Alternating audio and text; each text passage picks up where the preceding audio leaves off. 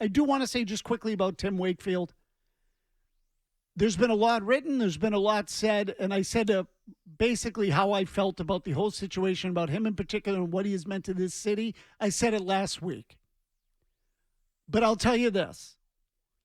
On the field, if you are looking for those games or those moments where Tim Wakefield was exemplified, a lot of people will point to Game 3 of the ALCS in 2004, and you are correct to do so. He took the bullet. The Red Sox reset their pitching staff. They came back and beat the Yankees. There were a lot of occasions like that. And I looked one up this morning. It stuck out to me, and I remember the night because I was there. And I remember what it was like.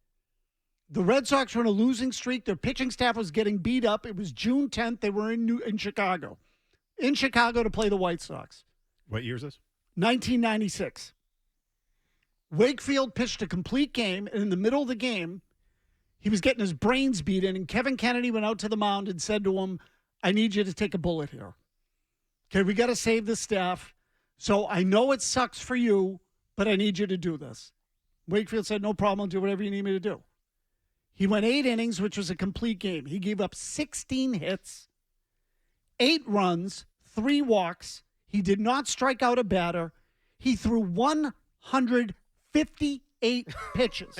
Imagine that happening today. Yeah. 158 pitches. The Red Sox lost the game. Kevin Tapani pitched for the White Sox that night. The Red Sox lost the game 8-2. Wakefield went the whole game. The next day, because the bullpen had been rested, the Red Sox went on a 4-game winning streak and won 5 of 6.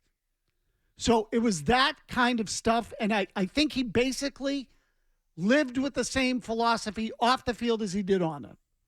He thought for the greater good. He thought for the benefit of the team. It wasn't just all about his stats. He recognized his role. He recognized his value and where that value was, and he didn't big-time anybody. And in his entire career, he never made as much as $5 million in a season. So he had a lucrative career. The game rewarded him. There was a time, I think, when the Minnesota Twins were interested in him. He said no because he wanted to stay in Boston because it meant that much to him. He was forever indebted to the Red Sox for resurrecting his career. He certainly gave back to them too. But that was his value system. And I think that's an important part of who he is.